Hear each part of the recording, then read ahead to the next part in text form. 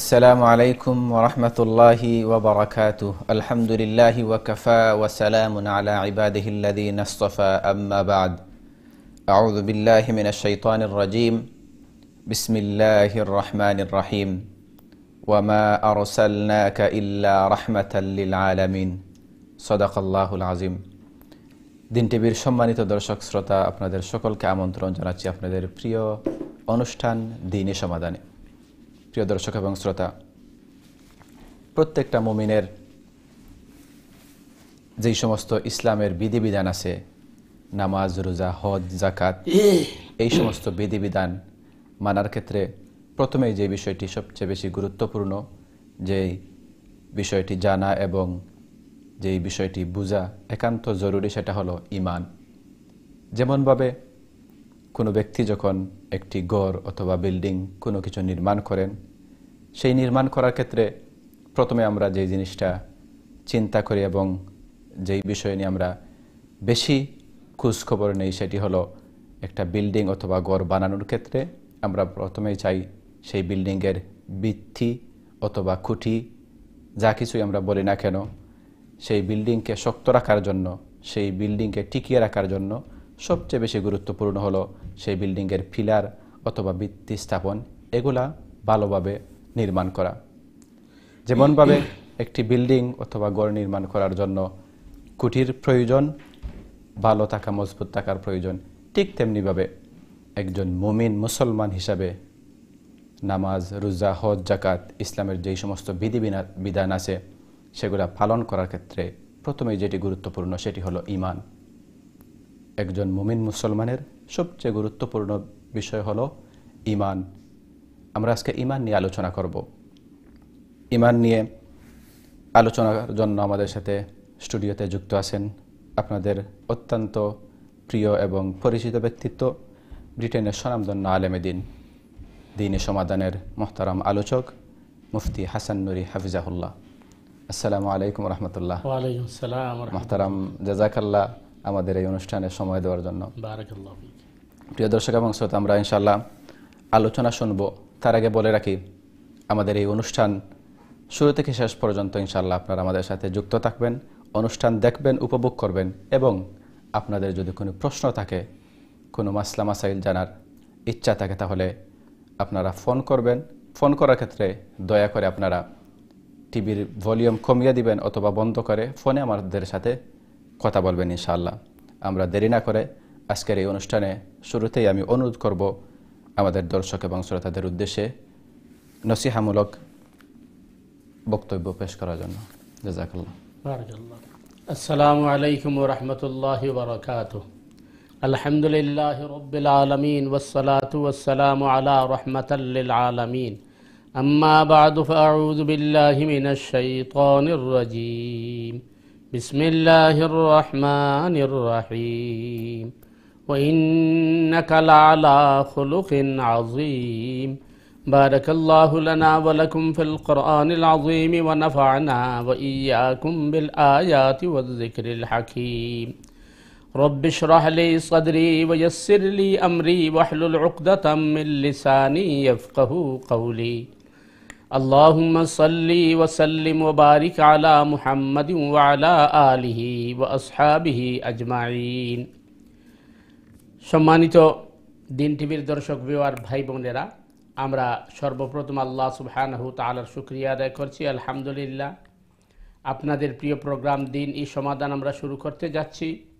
আমাদের বিজ্ঞ প্রেজেন্টার ইতিপূর্বেই বলেছেন যে আমরা আমাদের আসল বিষয়বস্তু হচ্ছে ঈমান, যে ঈমান হচ্ছে প্রত্যেকটা আমল এবং প্রত্যেকটা ইবাদতের মূল ভিত্তি বা ফাউন্ডেশন।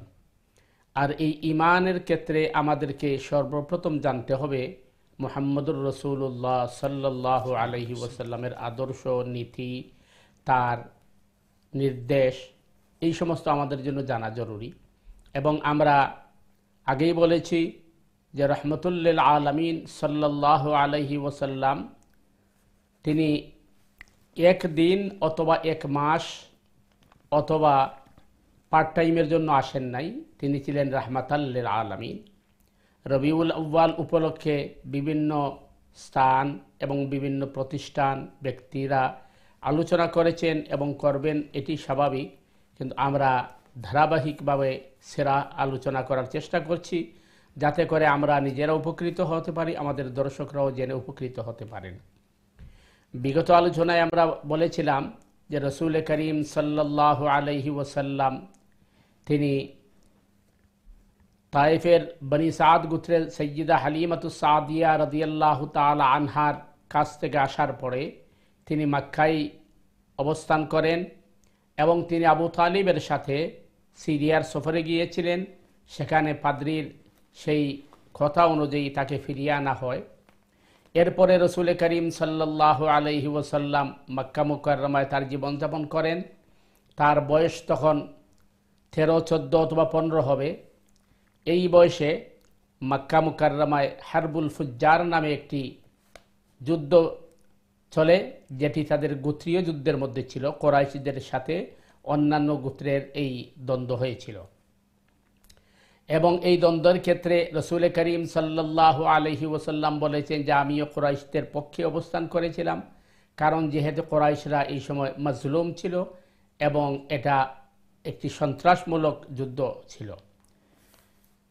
যেহেতু এই যুদ্ধটা হারাম মহিনার মধ্যে হয়, এই জন্য কি হারবুল ফুজ্জার নামে অভিহিত করা হয়। এরপরে রসুল করিম সাল্লাল্লাহু আলাইহি ওয়াসাল্লাম আবার তার স্বাভাবিক জীবনযাপন শুরু করেন এবং তিনি যখন অ্যাডাল্ট এই বয়সে উপনীত হওয়ার কথা, 17 বা 18 তার বয়স যখন হয়, তখন রসুল করিম সাল্লাল্লাহু আলাইহি ওয়াসাল্লাম মক্কা মুকাররমার মধ্যে একজন অত্যন্ত ভদ্র, শালীন, সভ্য এবং খুবই বিনয়ী একজন যুবক হিসেবে তিনি আত্মপ্রকাশ করেন এবং মক্কার মানুষরা তখন তাকে আল আমিন বা বিশ্বস্ত বলে জানত, বিশ্বাস করত এবং তাকে অত্যন্ত ভদ্র হিসেবে তারা মানত। মক্কা মুকাররমার সবচেয়ে ধনবান মহিলা ছিলেন সৈয়দা খাদিজাতুল কুবরা রাদিয়াল্লাহু তাআলা আনহা। খাদিজাতুল কুবরা রাদিয়াল্লাহু তাআলা আনহা তখন তার বয়স পৌঢ়ে উপনীত হন, অর্থাৎ 40 বছর তিনি পদার্পণ করেন। ইতিপূর্বে তার 2টি বিবাহ হয়েছিল এবং বড় ধরনের ধনী বা সম্পদশালী হওয়ার কারণে তার মূল উৎস ছিল ব্যবসা এবং তিনি মহিলা হওয়ার জন্য তার একজন ভালো পুরুষ বা একজন যুবক দরকার ছিল যে তার ব্যবসাকে হ্যান্ডেলিং করবে। তখন এই ধরনের একজন বিশ্বস্ত যুবকের সন্ধানে তিনি ছিলেন। সৈয়দা খাদিজাতুল কুবরা রাদিয়াল্লাহু তাআলা আনহার গোলাম ছিল মাইসারা। মাইসারার সাথে তিনি পরামর্শ করলেন যে এমন কোনো যুবক পাওয়া যায়নি। তখন গোলাম বলল যে মক্কার মধ্যে সবচেয়ে বিশ্বস্ত এবং সবচেয়ে সচেতন দূরদর্শী যুবক হিসাবে আমি মুহাম্মদকেই মনে করি। তো সৈয়দা খাদিজাতুল কুবরা রাদিয়াল্লাহু তাআলা আনহা আল্লাহর রসুলের কাছে তার প্রস্তাব পেশ করলেন। যেহেতু রসুল করিম সাল্লাল্লাহু আলাইহি ওয়াসাল্লাম, আমরা জানি যে আল্লাহ রসুল হাদিসের মধ্যে ইরশাদ করেছেন, আত-তাজিরুস সাদুকুল আমিন মা'আন নাবিয়্যিন ওয়াস সিদ্দিকিন ওয়াশ শুহাদা, যে একজন সত্যিকার ব্যবসায়ী যদি হয় এবং সে যদি সৎ ব্যবসা করে তাহলে তার হাসর হবে নবী, সিদ্দিক, শুহাদাদের সাথে। কারণ ব্যবসার উপরই নির্ভর করে সমাজ এবং রাষ্ট্র। সেহেতু রসুল করিম সাল্লাল্লাহু আলাইহি ওয়াসাল্লামের ব্যবসার প্রতি আগ্রহ ছিল। এর পাশাপাশি তখনকার সময় ব্যবসা করলে সিরিয়ায় সফর করতে হয়, ইয়ামনে সফর করতে হয়। এই বিভিন্ন ধরনের সফর করার কারণে ভিন্ন দেশ, ভিন্ন কালচার এবং ভিন্ন পরিবেশে গেলে প্রচুর অভিজ্ঞতা হবে। সেহেতু রসুল করিম সাল্লাল্লাহু আলাইহি ওয়াসাল্লাম সেই প্রস্তাবে তিনি রাজি হয়ে গেলেন এবং সৈয়দা খাদিজাতুল কুবরা রাদিয়াল্লাহু তাআলা আনহার বিজনেসের তিনি ম্যানেজিংয়ের দায়িত্ব গ্রহণ করলেন। প্রথমবার যখন সফর করলেন তখন তার সাথে মাইসারা ছিল। তিনি সিরিয়া পর্যন্ত পৌঁছলেন। পৌঁছার পরে তিনি, আমরা বিগত আলোচনায় যেটি বলেছিলাম যে বৃক্ষের নিচে তিনি আবু তালিবের সাথে অবস্থান করেছিলেন, ওই বৃক্ষের নিচে তিনি আবার অবস্থান করলেন। তখন ওই বৃক্ষের পাদ্রী মাইসারাকে জিজ্ঞেস করলো, তোমার সাথে এই যুবক ইনি খেয়ে? তখন সে বলল, উনি মক্কা হিজাজের অন্তর্ভুক্ত মক্কা নগরীর আবদুল্লাহর ছেলে, কোরাইশের সন্তান। তখন পাদ্রী বলল যে ওই বৃক্ষের নিচে তো নবী রসুল ছাড়া কেউ বসেন না, সুতরাং আমার মনে হয় উনি একজন নবী হিসাবে দুনিয়াতে আগমন করেছেন। এরপরে সেখান থেকে মাল ক্রয় করে মক্কা মুকাররমার দিকে আবার ফিরে আসলেন। মাইসারার বক্তব্য হচ্ছে, আমি যাওয়ার সময় দেখছি যখন উটের মধ্যে আমরা সোয়ার হইয়া যাই আর উত্তপ্ত রুদ্র থাকে, তখন কি একটা জিনিসে যেন মুহাম্মদ সাল্লাল্লাহু আলাইহি ওয়াসাল্লামকে ছায়া দেয়, এটি আমি পরিলক্ষিত করেছি। এই অবস্থায় সফর থেকে মক্কায় আসার পরে, যেহেতু মক্কা পাহাড় এবং টিলা বেষ্টিত একটি শহর, তো যখন মক্কায় তারা পৌঁছান তখন পাহাড়ের পাদদেশ থেকে উপর দিকে উঠার সময় সাইয়্যিদা খাদিজাতুল কুবরা রাদিয়াল্লাহু তাআলা আনহা তার ঘরের দোতলায় তিনি বসা ছিলেন। তাদের তখন একটি নিয়ম নীতি এভাবে ছিল, কাফেলা কোন দিন আসবে, কত তারিখে আসবে, সেই তারিখ তাদের জানা থাকতো। স্বভাবতই কাফেলা ওই তারিখ মতো পৌঁছাতো যদি কোনো ধরনের সমস্যা না হয়, আর সমস্যা হলে হয়তো সকালের জায়গায় বিকাল অথবা আগের দিনের জায়গায় পরের দিন পৌঁছাতো, এভাবেই ছিল স্বাভাবিক। সাইয়্যিদা খাদিজাতুল কুবরা রাদিয়াল্লাহু তাআলা আনহা তার ঘরের দোতলা থেকে দেখলেন যে মুহাম্মদুর রাসূলুল্লাহ সাল্লাল্লাহু আলাইহি ওয়াসাল্লাম যখন উটের উপর সওয়ার হয়ে আসছেন, তখন তার উপরে কে যেন ছায়া দিচ্ছে। এরপরে তারা যখন মক্কায় উপস্থিত হলেন এবং তাদের ব্যবসায়িক এই আসবাবপত্র সাইয়্যিদা খাদিজাতুল কুবরা রাদিয়াল্লাহু তাআলা আনহার হাতে হস্তান্তর করলেন, তখন খাদিজা রাদিয়াল্লাহু তাআলা আনহা দেখলেন যে অন্যান্য বার ব্যবসার যে সফর ছিল এর চেয়ে দ্বিগুণ লাভ এবারে সফরে হয়েছে। এছাড়া মাইসারার কাছ থেকে অলৌকিক এই ঘটনাগুলোর বর্ণনা যখন তিনি শুনলেন, তখন তিনি তার বিশ্বাস এবং তার মুহাম্মদ সাল্লাল্লাহু আলাইহি ওয়াসাল্লামের প্রতি তার অগাধ ভালোবাসা তৈরি হলো। তিনি চিন্তা করলেন যে তাকেই আমার ব্যবসার মধ্যে নিয়োজিত রাখতে হবে। এইভাবে কয়েকবার সফর করার বাদে রসুল করিম সাল্লাল্লাহু আলাইহি ওয়াসাল্লামের বয়স যখন 22, 23 অথবা 25-এ উপনীত হয়, তখন রসুল করিম সাল্লাল্লাহু আলাইহি ওয়াসাল্লাম চিন্তা করলেন যে আমার এখন বিয়ের প্রয়োজন, বিয়ে করা দরকার। তাই তিনি তার চাচাতো বোন আলী রাদিয়াল্লাহু তাআলা আনহুর বোন আবু তালিবের কন্যা উম্মে হানি রাদিয়াল্লাহু তাআলা আনহার জন্য তিনি বিয়ের প্রস্তাব পেশ করলেন। সম্মানিত দর্শক, ভিউয়ার, ভাই বোনেরা, এই কথাটি আমাদের স্মরণ রাখতে হবে। পরবর্তী সময় এই আলোচনাটি আবার আসবে যে উম্মে হানির জন্য আল্লাহর রসুল বিয়ের প্রস্তাবকে কেন দিয়েছিলেন, এবং উম্মে হানি রাদিয়াল্লাহু তাআলা আনহাকে নিয়ে মেরাজের ঘটনার মধ্যে একটি আলোচনা থাকে, যেটা নিয়ে অনেক যারা ইসলাম বিদ্বেষী তারা বিভ্রান্তি ছড়ায়। তো উম্মে হানি রাদিয়াল্লাহু তাআলা আনহার জন্য যখন তিনি বিয়ের প্রস্তাব দিলেন, তখন আবু তালিব সে বিয়েতে রাজি হলেন না।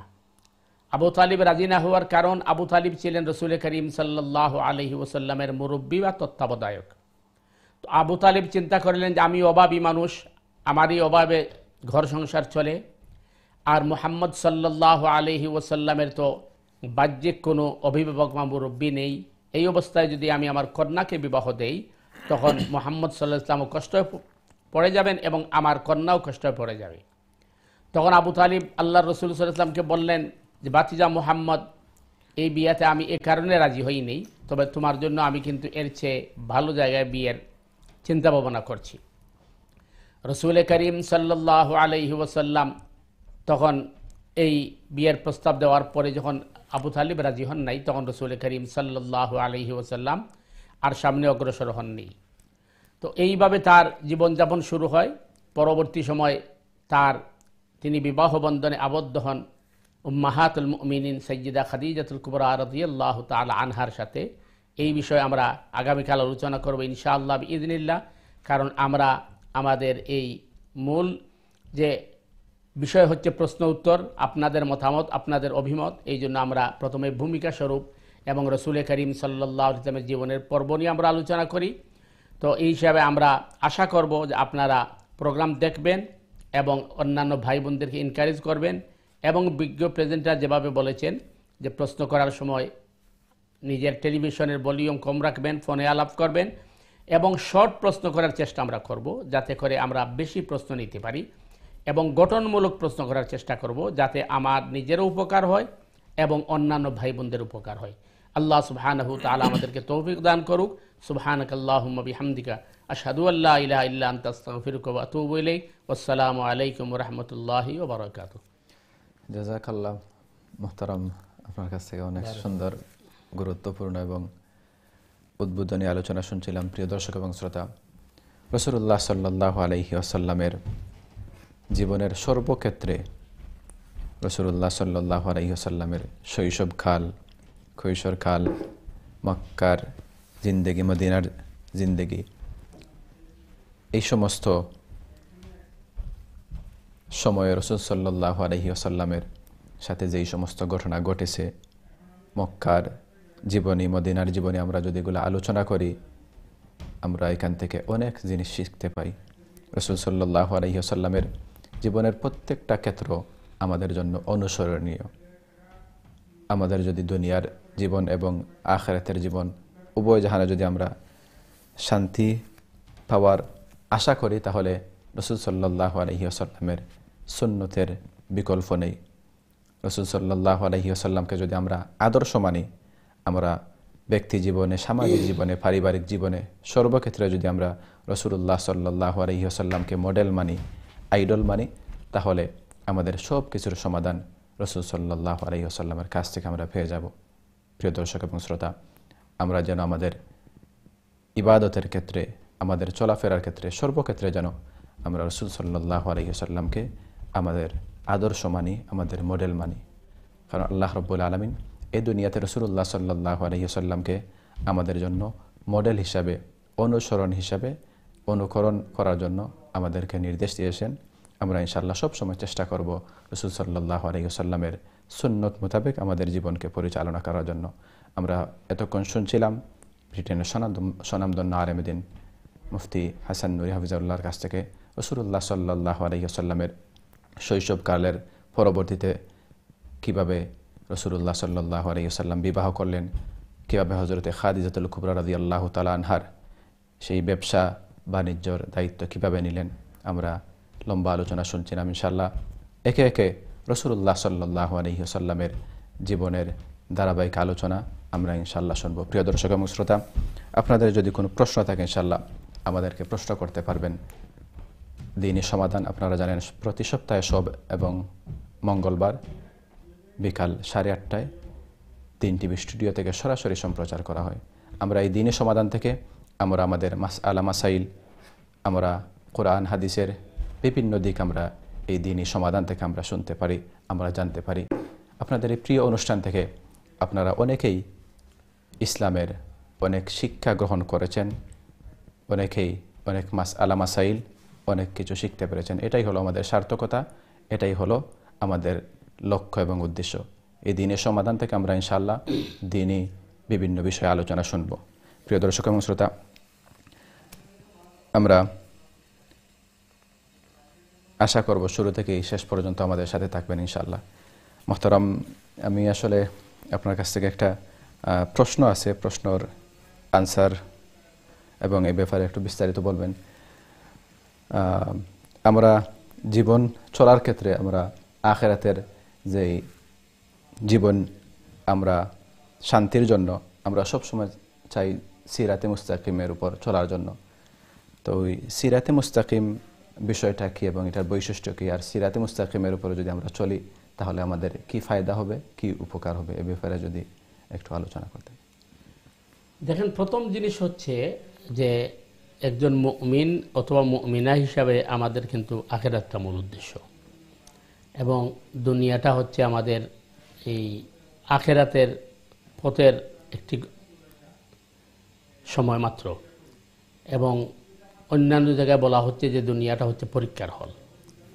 এখানে আমাদেরকে প্রেরণ করা হয়েছে, আখিরাত আমাদের মূল উদ্দেশ্য, আর আখিরাতে আমাদেরকে যেতে হলে আমাদেরকে সিরাতে মুস্তাকিম চলতে হবে। আর সবচেয়ে বড় জিনিস হচ্ছে যে আখিরাতের জন্য আমাদেরকে হেদায়েত প্রাপ্ত হতে হবে। এজন্য আমরা প্রত্যেক দিন নামাজের মধ্যে প্রতি রাকাতেই আমরা এই প্রার্থনাই করি, ইহদিনাস সিরাতাল মুস্তাকিম, আল্লাহ আমাদেরকে সিরাতে মুস্তাকিম দান করো। এখন প্রশ্ন হচ্ছে যে সিরাতে মুস্তাকিম কোনটি? তো কোরআন বলতে সূরা ফাতিহায় সিরাতাল্লাযীনা আনআমতা আলাইহিম, যে পথ পুরস্কৃতদের পথ, যারা পুরস্কৃত হয়েছেন, যারা আল্লাহ সুবহানাহু ওয়া তাআলার পক্ষ থেকে পুরস্কার প্রাপ্ত হয়েছেন তাদের রাস্তা। তো এই যাদের ব্যাপারে বলা হচ্ছে যে পুরস্কৃতদের রাস্তা, তারা কারা? এটি আবার কোরআন ব্যাখ্যা দিয়েছে, ফাউলাইকা মাআল্লাযীনা আনআমাল্লাহু আলাইহিম মিনান নাবিয়্যিন ওয়াস সিদ্দীকিন ওয়াশ শুহাদা ওয়াস সালিহিন। নবিয়্যিন, সিদ্দীকিন, শুহাদা, সালিহিন এরাই হচ্ছেন সিরাতে মুস্তাকিমের পথ প্রদর্শক। এদের রাস্তায় আমাদেরকে চলতে হবে। আসলে কিন্তু এখানে একটা জিনিস আমাদের বোঝা দরকার, যে আমাদের সমাজেও দেখবেন এমন জালিম অথবা এমন পাপিষ্ঠ মানুষ আছে, সে যদি ক্ষমতা পায় তখন বলবে যে আমি 10 বছর, 15 বছর, 20 বছর ধরে যাবৎ আছি, আল্লাহ যদি আমাকে না দিতেন তা আমি এই জায়গায় পৌঁছতাম না। এটা তো আল্লাহর একটা নিয়ামত।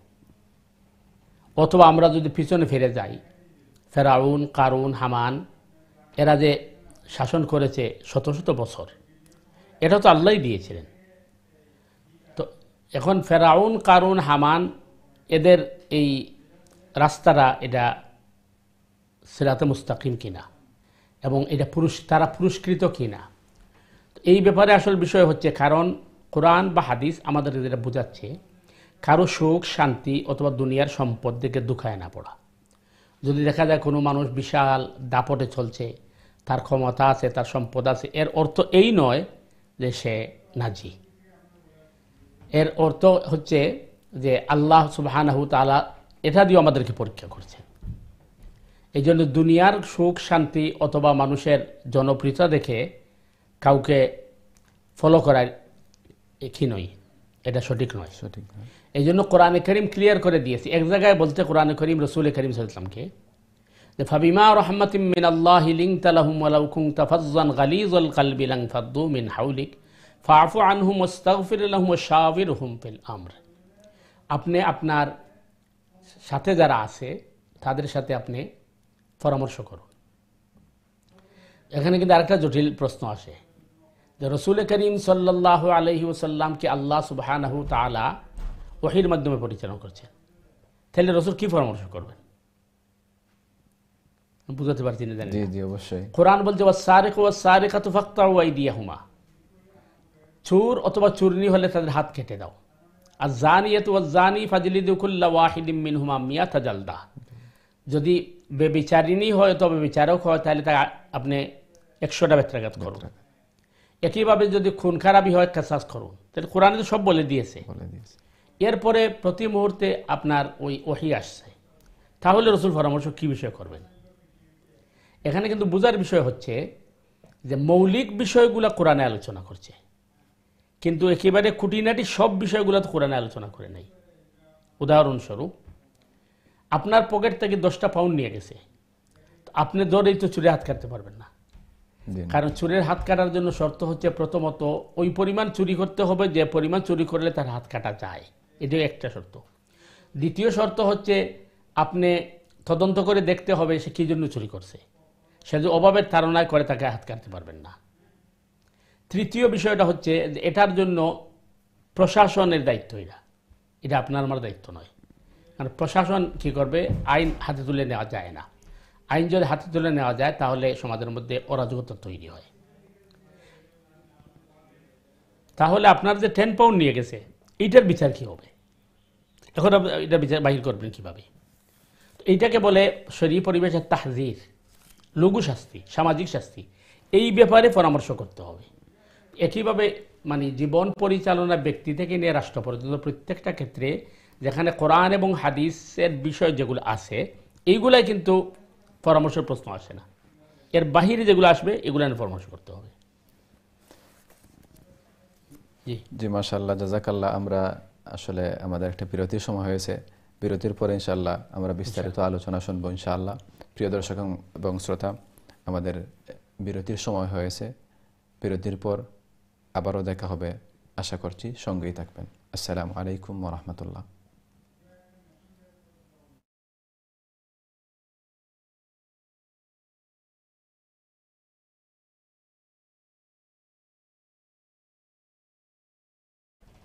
আসসালামু আলাইকুম রহমতুল্লাহি ওবরাকাতু।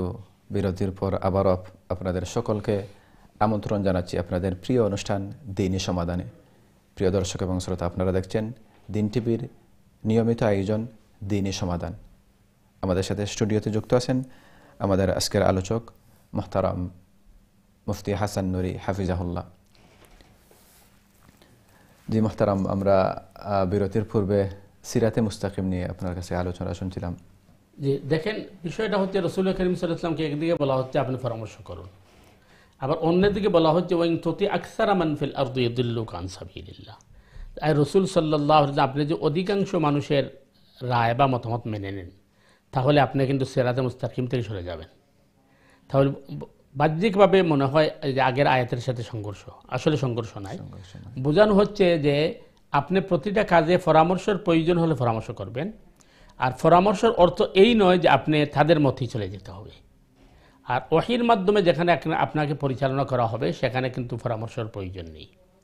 যেমন উদাহরণস্বরূপ আমরা বলতে পারি যে আমরা যে আলোচনা করছি, ইমানের অন্যতম একটা দিক হচ্ছে সালাহ। তো সালাহ বা নামাজের জন্য আমাদের ওয়াক্ত বা টাইম ফিক্সড করে দেওয়া হয়েছে। নামাজের পদ্ধতিগুলো আমাদেরকে বলে দেওয়া হচ্ছে, রাসূল করিম দেখিয়েছেন কীভাবে আমরা নামাজ পড়তে হবে। কিন্তু নামাজের জামাতের জন্য মানুষ কিভাবে জড়ো হবে এই পদ্ধতি কিন্তু কোরআন হাদিস বলে নেই, ওটা আজানের পদ্ধতি। তখন রাসূল করিম সাল্লাল্লাহু আলাইহি ওয়াসাল্লাম পরামর্শ সভা ডাকলেন। এতেই বোঝা যায় ইসলাম যে খুবই সুন্দর একটি মাযহাব বা ধর্ম। আল্লাহ সুবহানাহু ওয়া তাআলা যেহেতু নামাজ ফরজ করেছেন, টাইমও জানিয়ে দিয়েছেন, সুতরাং ওই পদ্ধতিটাও তো বলে দিতে পারতেন, কিন্তু এটা বলে না দিয়ে আল্লাহ সুবহানাহু ওয়া তাআলা রেখে দিয়েছেন বান্দাদের জন্য যে তোমরা পরামর্শ করে বাহির করো। এটা বোঝা যাচ্ছে আল্লাহ সুবহানাহু ওয়া তাআলা বোঝাচ্ছেন যে আমি কাদেরে মতলক, কিন্তু আমি ডিক্টেটরশিপ নই, তোমাদের অধিকার আমি দিচ্ছি। তো এইভাবে মানে ইসলামের যে বিধিবিধানগুলা খুবই সুন্দর এবং সুস্পষ্ট। তো কোরআন যেহেতু বলছে ফাউলাইকা মা আল্লাযীনা আনআমাল্লাহু আলাইহিম মিনান নাবিয়্যিন ওয়াস সিদ্দিকিন ওয়াশ শুহাদা ওয়াস সালিহিন, সিরাতে মুস্তাকিমের যাদেরকে আমরা অনুসরণ করব তাদের প্রথম স্তর হচ্ছে নাবিয়্যিনদের।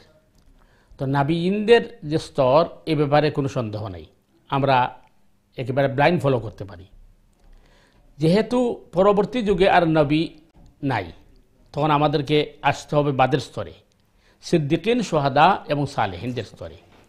আমরা যখন সিদ্দিকিন শুহাদা সালেহিনদের স্তরে আসব, তখন দেখা যাবে এই সিদ্দিক শুহাদা সালেহিন যতক্ষণ পর্যন্ত আল্লাহর হুকুম এবং রাসূল করিম সাল্লাল্লাহু আলাইহি ওয়াসাল্লামের তরিকার মধ্যে থাকবেন, ততক্ষণ পর্যন্ত তাদেরকে ফলো করা যাবে, ব্লাইন্ড ফলো করা যাবে না।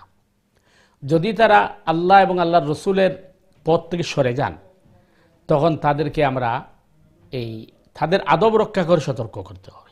আমরা কিভাবে জানতে পারবো যে ওনারা ইসলামের মধ্যে আছেন এবং ওনারা সঠিক পথে চলতেছেন এবং আমাদেরকে সঠিক পথে পরিচালিত করবেন, আমরা সেটা কিভাবে জানবো? দেখেন, এই জিনিসটা কিন্তু আমাদেরকে নামাজে শিক্ষা দিচ্ছে। নামাজের মধ্যে আমাদেরকে বলা হচ্ছে ইমামের অনুসরণ করা ফরজ। এমনকি হাদিসে কঠোর কথা আসছে, কেউ যদি ইচ্ছাকৃতভাবে ইমামের আগে এক রুকুন থেকে আরেক রুকুন চলে যায়, তাহলে কিয়ামতের দিন তাকে গাদার আকার ধারণ করে দেওয়া হবে। এত কঠোর শব্দ। কিন্তু ইমাম সাহেব যদি ভুলবশত কোনো কিছু করে ফেলেন, এক্সাম্পল, দ্বিতীয় রাকাতে ইমাম সাহেব বসার কথা ছিল, তিনি দাঁড়িয়ে গেছেন, তখন মুক্তাদিদের উপর উচিত হচ্ছে লুকমা দেওয়া, সুবহান আল্লাহ বলা। তো সুবহান আল্লাহ শব্দের অর্থ হলো আল্লাহ নিকুত বা আল্লাহ পাক। তো ইমাম সাহেব বুঝে ফেলবেন যে হয়তো কোনো গণ্ডগোল হয়েছে, ওইখানে ইমাম সাহেবকে ধাক্কাও দেওয়া যাবে না, তাকে টেনে নিয়ে আসাও যাবে না।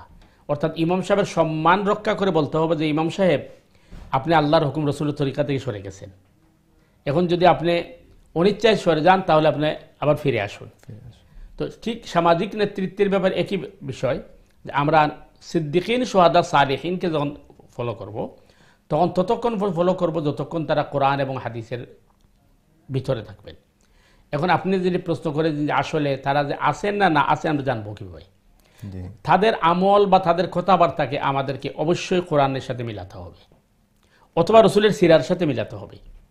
যদি তাদের আমল অথবা কথাবার্তা কোরআনের সাথে মিলে যায়, তাহলে বোঝা গেল তারা আছে।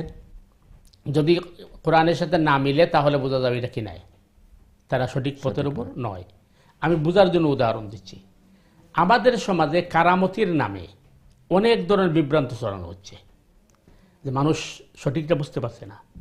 যেমন মনে করেন সবচেয়ে আলোচিত যে কারামতি, তো ওয়াইস কারনি রাহিমাহুল্লাহ তাআলা আনহু যখন শুনলেন আল্লাহর রাসূল সাল্লাল্লাহু আলাইহি ওয়াসাল্লাম দান শহীদ হয়েছে, তখন তিনি একে একে 32টা দাঁত ফেলে দিলেন।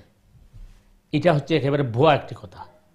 তার কারণ প্রথমত কোরআন বলছে ওয়ালা তুলকু বিআইদিকুম ইলা তাহলুকা, তুমি তোমাকে ক্ষতির মধ্যে ফেলে দিও না।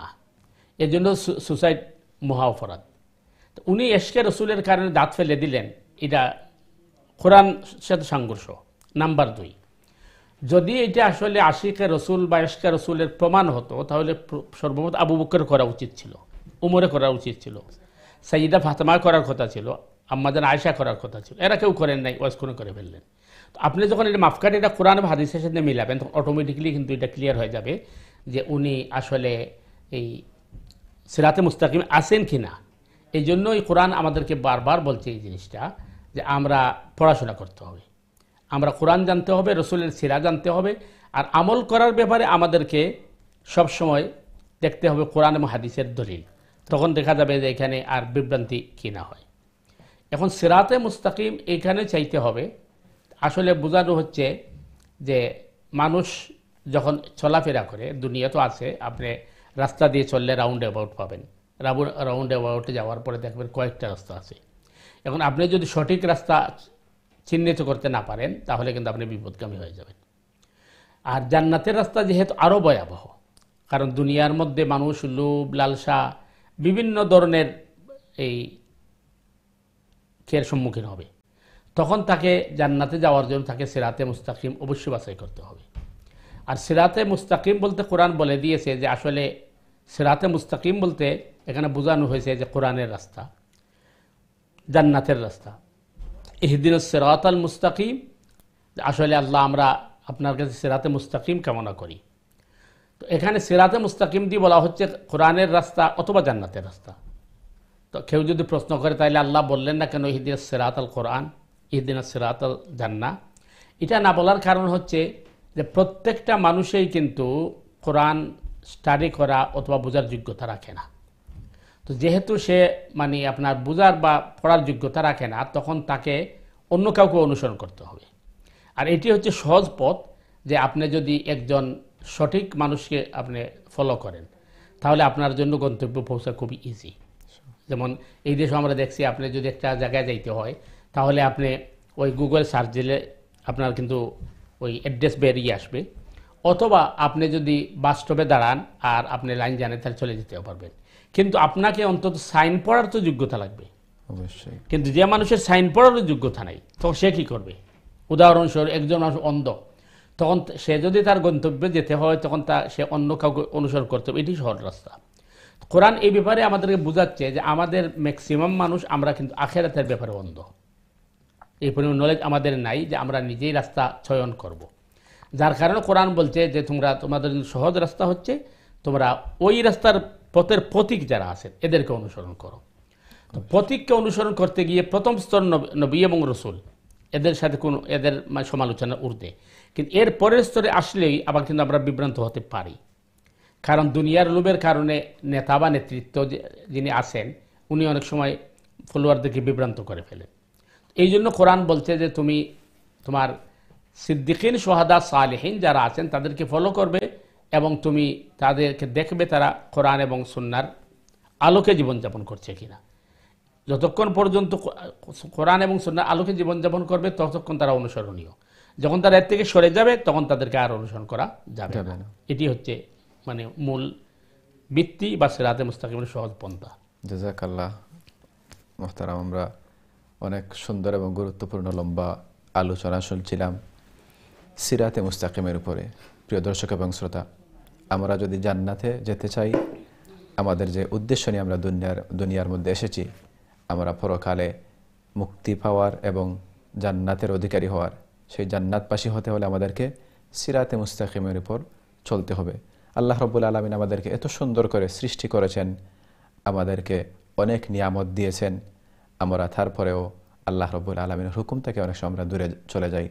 আল্লাহ রাব্বুল আলামিন আমাদেরকে যেই রাস্তা শিখিয়ে দিয়েছেন সিরাতে মুস্তাকিমের উপর চলার জন্য, আমরা অনেক সময় আল্লাহ রাব্বুল আলামিনের এই বিধানগুলো আমরা পালন করি না, আমরা অন্যদিকে আমাদের লাইফ নিয়ে চলে যাই। আল্লাহ রাব্বুল আলামিন কালামুল্লাহর মধ্যে সতর্ক করে বলেন ফা আইনা তাযহাবুন, যে আল্লাহ রাব্বুল আলামিন আমাদেরকে এত নিয়ামত দেওয়ার পরেও কেন আমরা এই সিরাতে মুস্তাকিম থেকে আমরা অন্যদিকে আমরা চলে যাই। প্রিয় দর্শক এবং শ্রোতা, আমরা সুন্দর এবং গুরুত্বপূর্ণ আলোচনা শুনছিলাম, আমরা সিরাতে মুস্তাকিমের উপর আলোচনা শুনছিলাম। আশা করি আমরা ইনশাআল্লাহ সব সময় সিরাতে মুস্তাকিমের উপর চলার জন্য আমরা নিজেদেরকে তৈরি করব এবং রাসূল সাল্লাল্লাহু আলাইহি ওয়াসাল্লামের শিখানো পথ অনুযায়ী আমরা আমল করব ইনশাআল্লাহ। মুহতারাম, আমরা যেহেতু অনেক লম্বা আলোচনা করেছেন যে আমরা কাদেরকে সিরাতে মুস্তাকিমের ক্ষেত্রে আমরা ফলো করব, নবিয়িন, সিদ্দিকিন, শুহাদা, সালেহিন, সেখানে একটা প্রশ্ন হলো যে আমরা কবর জিয়ারত করার ক্ষেত্রে, অথবা আমরা অনেক সময় দেখা যায় যে কোনো নবী, ওলি বা কোনো সৎ লোকের কবর জিয়ারতের জন্য আমরা সফর করতে পারবো কিনা, এ ব্যাপারে শরীয়তের বিধান বা হুকুম কি, এ ব্যাপারে যদি একটু আলোচনা করতেন।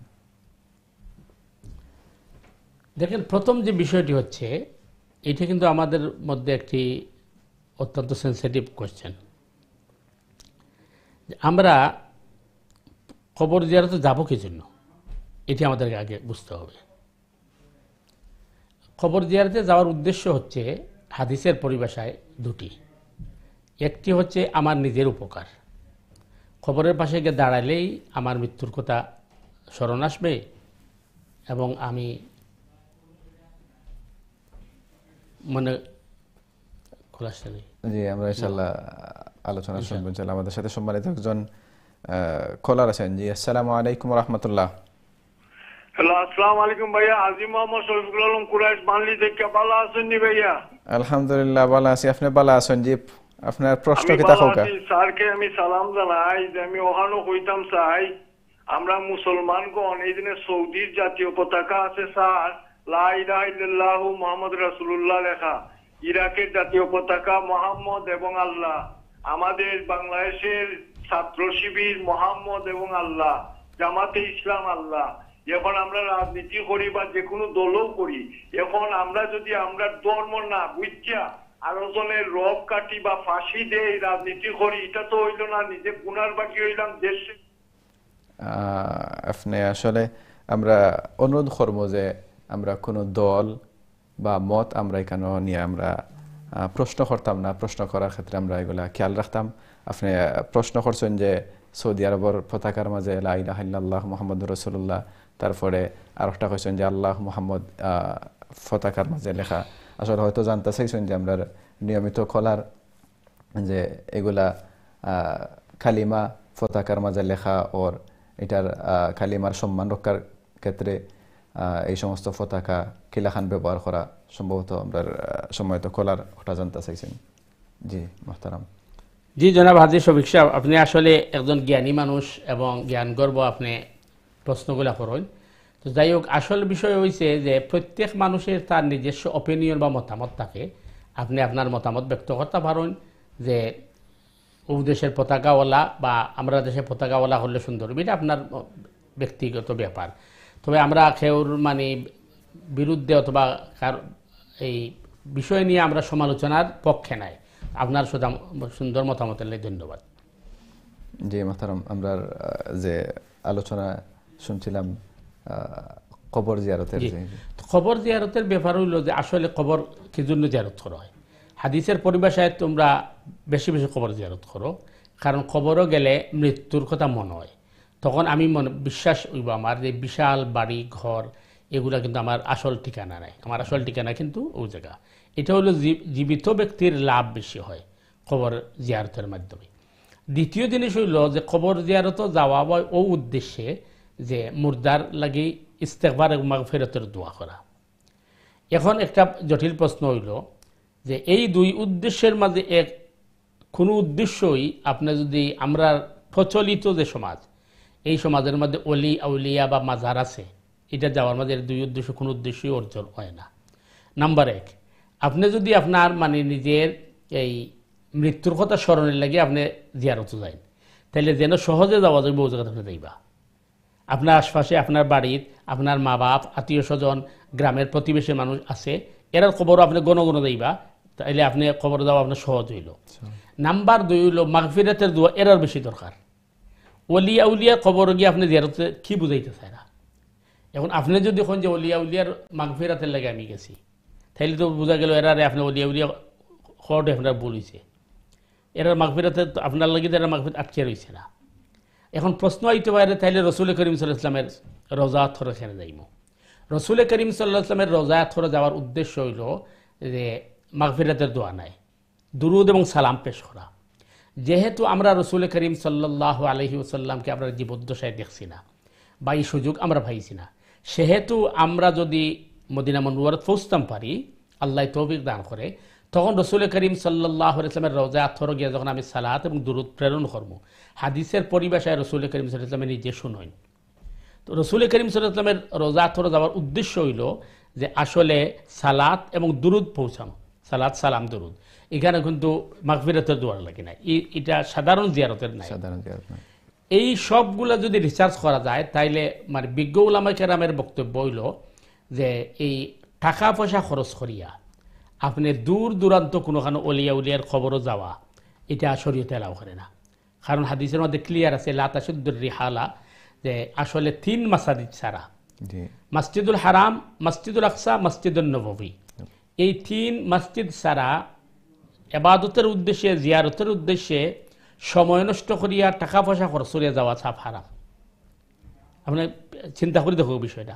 রসুল করিম সাল্লাল্লাহু আলাইহি ওয়াসাল্লাম এই কথা কইতে পারতা যে 3 মসজিদ আর আমার খবর ছাড়া, কিন্তু রসুল নিজের খবর উল্লেখ করছেন না।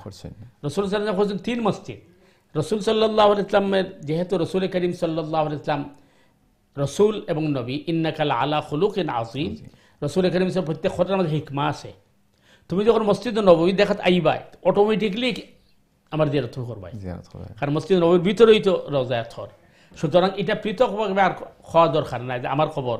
তো রসুল করিম সাল্লাল্লাহু আলাইহি ওয়াসাল্লাম যেহেতু নিজের রওজা আথরের কথা কইছেন না, এই জায়গাত আপনি অলিয়া উলিয়ার জিয়ারত আপনি যাইবা এই কেল লাগি জিয়ারতের উদ্দেশ্যে, জিয়ারতের উদ্দেশ্যে যাওয়ার বাদে টাকা করবা, পয়সা খরচ করবা আর আপনি সময় নষ্ট করবা, এটা শরীয়ত অনুমোদন দেয় না। কিন্তু রাসূলুল্লাহ সাল্লাল্লাহু আলাইহি ওয়াসাল্লামের তো জিয়ারত করার লাগে যে মান জারাত কবরি ওয়াজাবাত লাহু শাফাআতি, জি রাসূল সাল্লাল্লাহু আলাইহি ওয়াসাল্লামের শাফাআত অবশ্যই ওটা তো হইছে যে রাসূলের এখানে যাও ওই রাসূলের সালাত ও সালাম পৌঁছানির লাগে। আর রাসূল কইছেন যারা আমার জিয়ারত করব তার লাগে সুপারিশ করা আমার লাগে ওয়াজিব। দ্বিতীয় একটা জিনিস হইল, আপনি যদি এখন কোন যে না বড় বড় অলিয়া উলিয়া গোস কুতুবের জিয়ারত যাওয়া অসুবিধা কি, তখন একটা প্রশ্ন জাগে সাধারণ মানুষের মধ্যে। আপনি এইটা একটা ধারণা পোষণ হয় যে হে নিজে ব্যবহার করে মক্কা শরীফ, মদিনা শরীফ, আজমির শরীফ, সব শরীফ এখানে মিলেই নেয়। আর ইসলাম এমন একটা জিনিস, আমরা যদি চিন্তা করি দেখি যে রসুল করিম সাল্লাল্লাহু আলাইহি ওয়াসাল্লামের আগে যত নবী রসুল আইছেন তারার মুজিজাগুলো চিন্তা করে দেখো। মুসা আলাইহিস সালামের লাঠি সারলে সাপ হয়ে যেত, ঈসা আলাইহিস সালামের মাটি দিয়া ফাঁকি বানায় ফু দিয়া জীবিত করে দিতা, মুর্দারে জীবিত করে দিতা, কুষ্ঠ রোগীরে ভালো করে দিতা। এই ধরনের কোনো মুজিজা আল্লাহ রসুলকে দেওয়া হয়েছে না, সেখানে দেওয়া হয়েছে না। তার কারণ ইসলাম কমপ্লিট কোড অফ লাইফ, এর বাদে আর কোন শরীয়ত এই তো নাই, যার কারণে শরীয়তের মধ্যে শিরিক শুধু নাই, শিরিকের রাস্তার বন্ধ করে দিয়েছে। কারণ এই মুজিজাগুলো যদি রসুলের থাকতো, আমরার যে অবস্থা, আমরা নাইবে নবী হইয়া আমরা নিজে কেরামতের নামে শিরিক শুরু করে দিলাম না। তো এই সাধারণ মানুষে প্রথমে হে যাইব জিয়ারত, প্রথমে জিয়ারত যাইব, জিয়ারত যাওয়ার পর এরপরে মান্নত করব, এরপরে সিজদা দিব, এটাই স্বাভাবিক। এর কারণে আপনি যদি ইতিহাস তালাশ করেন, সূরা নূহের তাফসীর দেখুন যে প্রথম যখন আপনার কি হয়েছিল, শিরিক শুরু হয়েছিল, ওয়াদ্দাম ওয়ালা সুওয়াম ওয়ালা ইয়াগুসা ওয়া ইয়াউকা ওয়া নাসার, এই 5 জনের মূর্তি তারা বানাইছিল। এরা কিন্তু ভালো মানুষ আসলা, প্রথমে কিন্তু এরা পূজা করছে না। প্রথমে শয়তানের পরামর্শ দিছিল যে এরা যদি ছবি জুড়ে রাখি দাও, এরা এবাদত দেখলে তোমরা এবাদতের উৎসাহ হইব, তখন তো তারা এইখানে দিছিল। পরবর্তী সময় দেখা গেল যে এরার পূজা শুরু হয়েছে, আর এইখান থেকে বিভিন্ন ধরনের শিরিক, পাথরের মূর্তি, গাছের মূর্তি, এরপরে আপনার আরো বিভিন্ন মূর্তি তৈরি হওয়া শুরু হয়েছে। তো শরীয়তে মুহাম্মদের মধ্যে ইয়া আইয়ুহাল্লাযীনা আমানু দুখুলু ফিস সিলমি কাফা, এরপরে ওয়ালা তাত্তাবিউ খুতুওয়াতিশ শাইতান, শয়তানের পদাঙ্ক অনুসরণ করো না। যে রাস্তা দিয়ে শিরিক ঢুকতে পারে এই রাস্তার বন্ধ মুহাম্মদ রাসূলুল্লাহ সাল্লাল্লাহু আলাইহি ওয়াসাল্লাম শরীয়তে বন্ধ করে দিয়েছে। যেটা আপনি একজন মুফতি সাহেব জানেন যে আগের শরীয়ত তাজিমি সজদা যাইছে, কিন্তু মোহাম্মদের শরীয়ত তাজিমি সজদা তো দূরের কথা, প্রচলিত ফাওয়াদের সালামও যাই নাই, কারণ এটাই শিরিক পর্যন্ত পৌঁছাইতে পারে। তো যে জিনিসে শিরিকে নে পৌঁছাইব এই জিনিসটা কি আল্লাহ সুবহানাহু ওয়া তাআলা হেফাজত করছেন উম্মতে মুহাম্মদের, যেহেতু এটা কমপ্লিট শরীয়ত, এর বাদে আর কোনো শরীয়ত আইতো নাই, চেঞ্জিং হইতো নাই, যার কারণে এই সব রাস্তা বন্ধ করে দিলেছে। সুতরাং এই যে আপনার জিয়ারতের নামে, প্রচলিত জিয়ারতের নামে আমরা দেশ যেটা হয় মাজার টাজার লইয়া, এগুলা শরীয়তের মধ্যে এলাও হয় না বা এটা সঠিক নাই, এর মাধ্যমে মানুষ বিভ্রান্তির মাঝে পৌঁছতে পারে। আল্লাহু আলাম। যে আসলে এর কারণে যদি কোনো পরামর্শ থাকে, আমরা আসলে অনেক আছেন আমরা দেশের মাঝে, বিশেষ করে শাহজালাল, শাহ ফরান রহমতুল্লাহ, এই সমস্ত বড় বড় মাজারের মাঝে কিছু মানুষ যারা মনের মাঝে মান্যত লইয়া অথবা কোনো আশা লইয়া অনেক জিয়ারত করার লাগে যাইন, তার উদ্দেশ্যে যদি কিছু কইন যে আসলে কিতা করা যাইব আর কিতা করা যাইতো নাই। শরীয়ত অ্যাডভাইস বলতে আমরা যেটা হইতাম চাই দুইটা, আপনি সুন্দর একটা জিনিস লই আইছেন। প্রথমত কেউ যদি মাজারও অথবা প্রচলিত যেগুলারে আমরা দেশ মাজার বা দরগা টরগা হয়, এগুলার যদি মান্যত লইয়া যায় অথবা এগুলার যদি আপনার গিয়া ইবাদত করে, তাইলে এটা তো শিরিক। আল্লাহ হেফাজত করুক, কারণ এর কারণে নিজের ইমান ফন্দ ধ্বংস হয়ে যাব। দ্বিতীয় যে জিনিসটা বর্তমান সময়ে যে প্রচলিত যে অবস্থাটা, যেহেতু আপনি আলোচনাত আনছেন আমি করাম যে বাংলাদেশের এখন পট পরিবর্তন হওয়ার বাদে ও যে মাজার ভাঙ্গা লইয়ার একটা উরুস্থল শুরু হয়েছে, এটাও কিন্তু শরীয়তে এলাও করে না। কারণ শরীয়তের মধ্যে হিকমা সবচেয়ে বড় জিনিস। একটা অপকর্ম হয়ে গেছে, মনে করেন আপনার ছোট বাচ্চায় মোবাইল কোনোখান থেকে চুরি করে নিছে অথবা মোবাইল কিনে নিছে, তো আপনি দেখলা যে এই বাচ্চারা তো মোবাইল থাকলে বাচ্চা তো নষ্ট হয়ে যাব, তো এর বাচ্চারে আপনি সংশোধন করার লাগে আসার দিয়া মোবাইল ভাঙ্গিলে সংশোধন হইতো নাই, আপনি ডবল ভরা ধরলা, কারণ এ তো একটা রং করছে, আপনি আরও একটা রং করে নিলা, আপনি যাইতে হইব বিকল্প রাস্তা। মাথা যদি ব্যথা হয় মাথা খাইতে ফেলানো যায় না। এখন মাজারের মাঝে কুসংস্কার হয়, গান বাজনা হয়, গাঞ্জা খাওয়া আর বহুত দিন অপকর্ম হয়। এখন যদি কেউ হয় মাজার অপচয় ভাঙ্গিয়ে ফেলাই দিতে, আপনি তো আবার অপচয় করলা।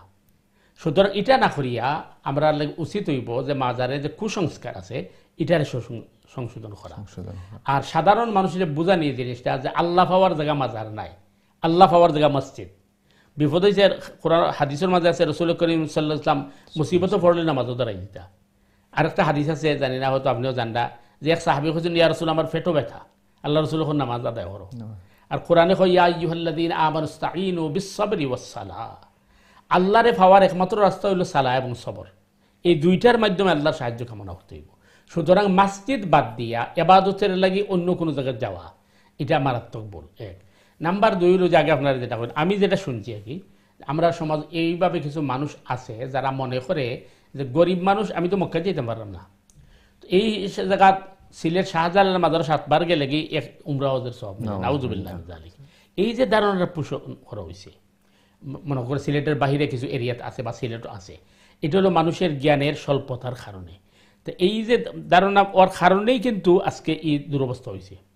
আরেকটা জিনিস চিন্তা করে দেখেন, ব্রিটেন এবং ইউরোপের মধ্যে কোনো মাজার নাই। আমরা দেশে স্বভাবত বলি ওইলে মাজার না থাকলে আল্লাহর রহমত আইতো নাই। তো এই সমস্ত দেশগুলো তো মাজার নাই, তো এরা চলবো কীভাবে? এখন কেউ হইতে পারে যে এরা তো মুসলিম কান্ট্রি নাই, তো মুসলিম কান্ট্রি নাই আমরা মানলাম, কিন্তু এই সমস্ত দেশের মসজিদ তো আছে, মুসলমান যেন থাকবে মসজিদ আছে।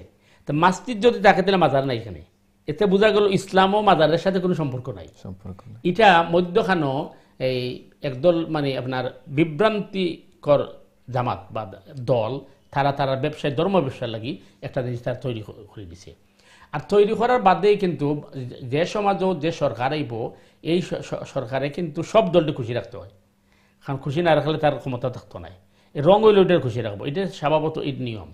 আসলে কিন্তু এই মাজার ব্যবসা অথবা মাজার গড়িয়া তোলা এটার সাথে ইসলামের কোনো সম্পর্ক নাই। ইসলামের সম্পর্ক হলো আল্লাহ, রসুল, নবী, কোরআন, এগুলো হলো ইসলামের সম্পর্ক। মসজিদ দুনিয়ার সব জায়গার মাঝে আপনি হয়তো শুনছেন যে আসহাবে কাফ যে মুর্দে মুজাহিদ, তারা যখন আবার পাওয়া গেল তখন আপনার প্রস্তাব হওয়া শুরু হইল যে কেন তারা স্মৃতির লাগি কি করা যায়, একটা মিনার তৈরি করা অথবা অন্য কিছু তৈরি করা। তখনকার বাদশাহ দিনদার আসলাম থাইন কইলাম মসজিদা, আমি কেন মসজিদ তৈরি করব। তো তো এই মাসটি এখনও আছে। এতে বোঝা গেল ইসলামের সম্পর্ক হলো মসজিদের সাথে মাজারের সাথে নাই, এগুলা মানে অন ইসলামিক কার্যকলাপ এবং কুসংস্কার। আল্লাহ আমরা বোঝার তৌফিক দান। জাযাকাল্লাহ মুহতারাম। আমরা সুন্দর আনসার শুনছিলাম, উত্তর শুনছিলাম। আমরা ইনশাআল্লাহ আরও শুনবো। প্রিয় দর্শক এবং শ্রোতা, আমরা আসলে একটা বিরতির সময় হয়ে গেছে, বিরতি যাইমু। বিরতির পরে আমরা লগেও থাকবা। আসসালামু আলাইকুম ওয়া রাহমাতুল্লাহি ওয়া বারাকাতুহু।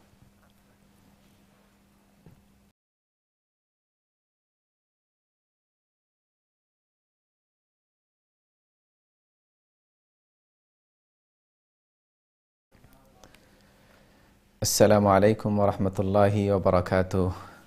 তিন টিভির সম্মানিত দর্শক এবং শ্রোতা, আপনারে বিরতির পর আবার আমন্ত্রণ জানাইলাম আপনার প্রিয় অনুষ্ঠান দ্বীনি সমাধান।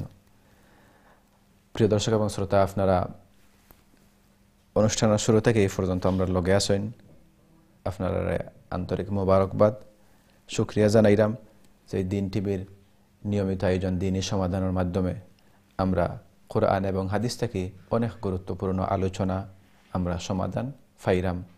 যে সমস্ত সমাধান আলোচনার মাধ্যমে আমরা কোরআন এবং হাদিসের আলোকে আমরা দুনিয়া এবং আখিরাতের জিন্দেগিরে সুন্দর করার লাগে, জান্নাতের অধিকারী হওয়ার লাগে আমরা অনেক জিনিস শিখতাম পারলাম।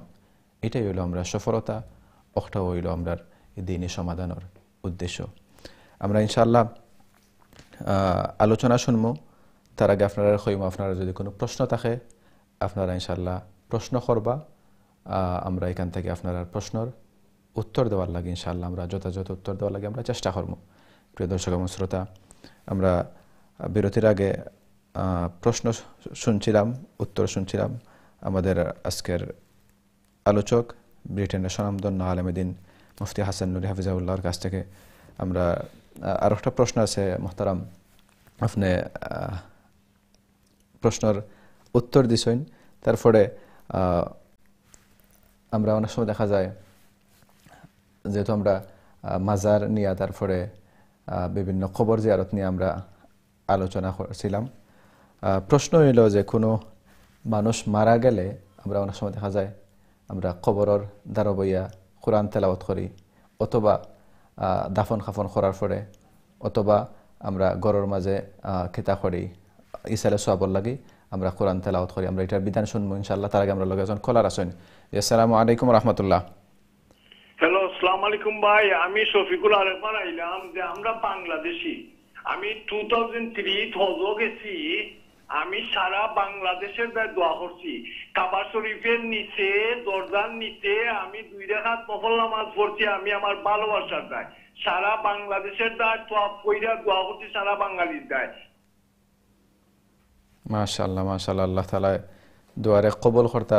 আপনি সমস্ত বাংলাদেশের মানুষের লাগে দোয়া করছেন, আপনি নিজের লাগে দোয়া করছেন। আসলে আমরা যারা মুমিন মুসলমান আছি, আমরা সবর কিন্তু একটা উদ্দেশ্য থাকে যে জীবনে একবার হইলেও আমরা মক্কা মদিনা যেতাম। যেহেতু একটু আগে মোহতারাম আলোচনা আমরা শুনছিলাম যে রাসূল সাল্লাল্লাহু আলাইহি সাল্লামর শাফাআত পাওয়ার লাগে, আর যেই সমস্ত 3টা জায়গার মাঝে আমরা ইবাদতর লাগে সওয়াবর আশায় সফর করতাম পারমু।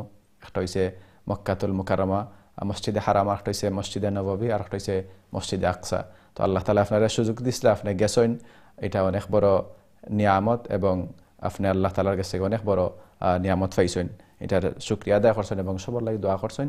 আমরা দোয়া করি, আমরা আশা রাখি যে আল্লাহ তাআলা আমরা বারবার মক্কাতুল মুকাররমা যাওয়ার লাগে, মদিনাতুল মুনাওয়ারাত গিয়া জিয়ারত করার লাগে, রাসূলুল্লাহ সাল্লাল্লাহু আলাইহি সাল্লামের শাফাআত পাওয়ার লাগে আমরা যাইতাম ইনশাআল্লাহ।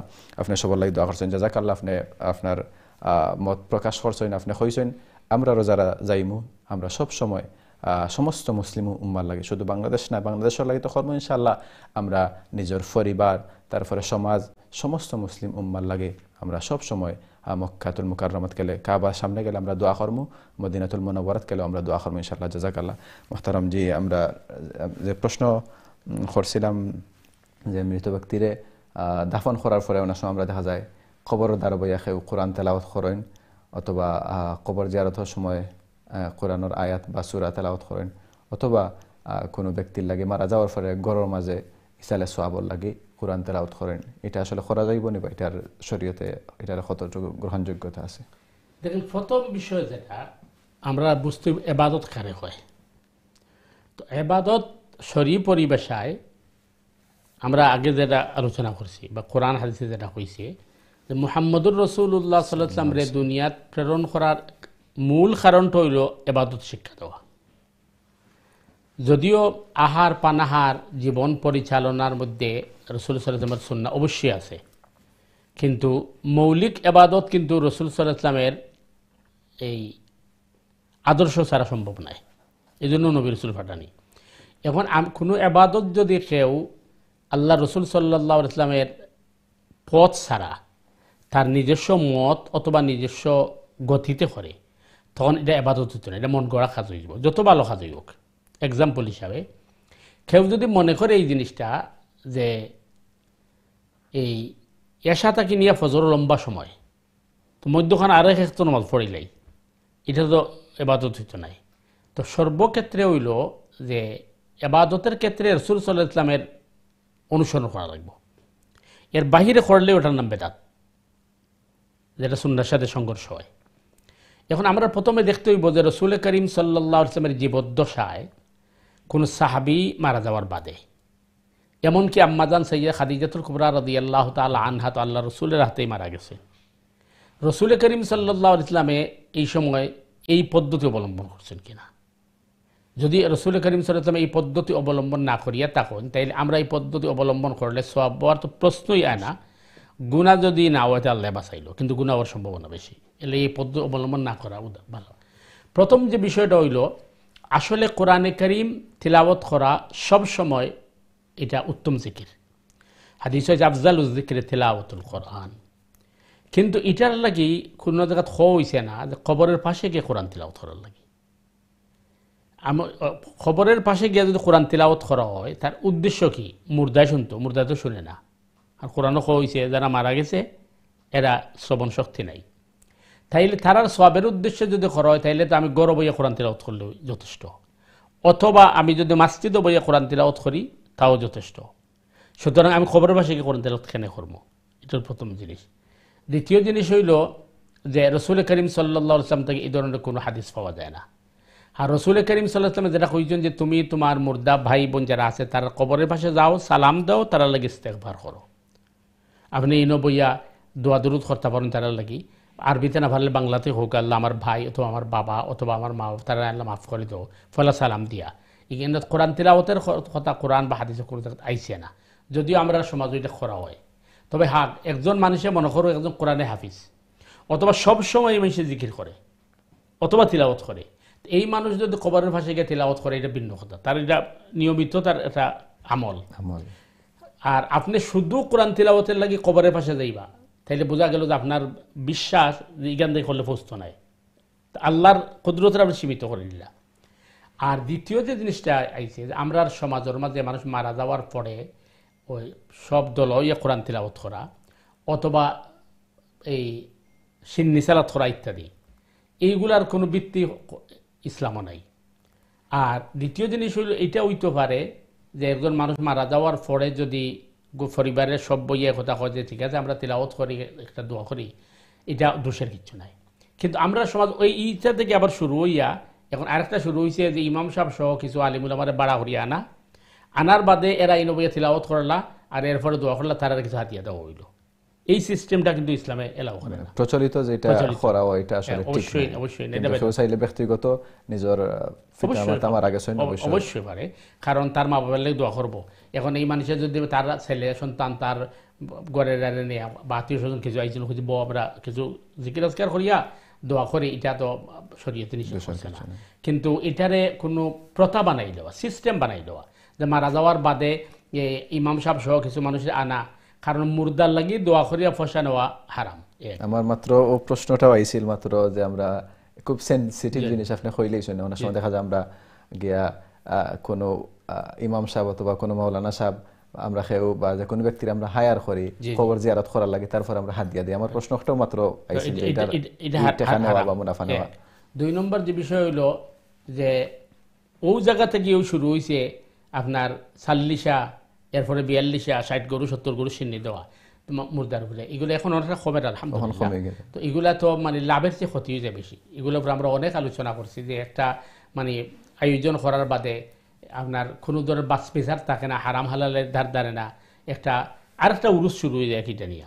সুতরাং হ্যাঁ, প্রত্যেক মুমিনের প্রতি হইল তার হক যে অন্য মুমিনের জন্য দোয়া করা।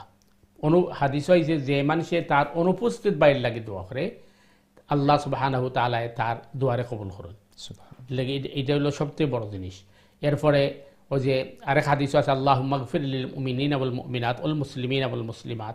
এই দোয়া পাওয়ার অনেক বেশি। এই দোয়া করলে আল্লাহ সুবহানাহু ওয়া তাআলা কুইকলি যে দোয়া করছে তার দোয়ারে কবুল করেন, কারণ আপনি সব মুমিনেলে দোয়া করা, এটা হলো মুমিনের প্রাপ্য। তো এটার লাগি আমি আরেকজনে হায়ার করতে হইব অথবা কি করতে হইব। 3 নম্বর যে পয়েন্টটা হইল, ইসলামের মধ্যে আসলে কিন্তু এই ব্যক্তি পূজার কোনো সুযোগ নাই। যেমন ভিন্ন ধর্মের মাঝে আছে, তারা ধর্মের যে মেইন যে ব্যক্তিত্ব তারে যদি না আনন তাইলে ধর্মীয় অনুষ্ঠান হয় না। ইসলামে এটা শিখাইছে না। ইসলামে শিখাইছে যে তুমি সরাসরি আল্লাহর কাছে চাও। আর আল্লাহ সুবহানাহু তাআলা নিজেই কিন্তু সব কিছুর সৃষ্টিকর্তা। আমি যে ভাষায় কথা কই এই ভাষাটা আল্লাহর সৃষ্টি। সুতরাং আল্লাহর কাছে কথা কইতে হইলে যে আমি অন্য ভাষায় কইতে হইব এই ধরনের কোনো বিষয় নাই।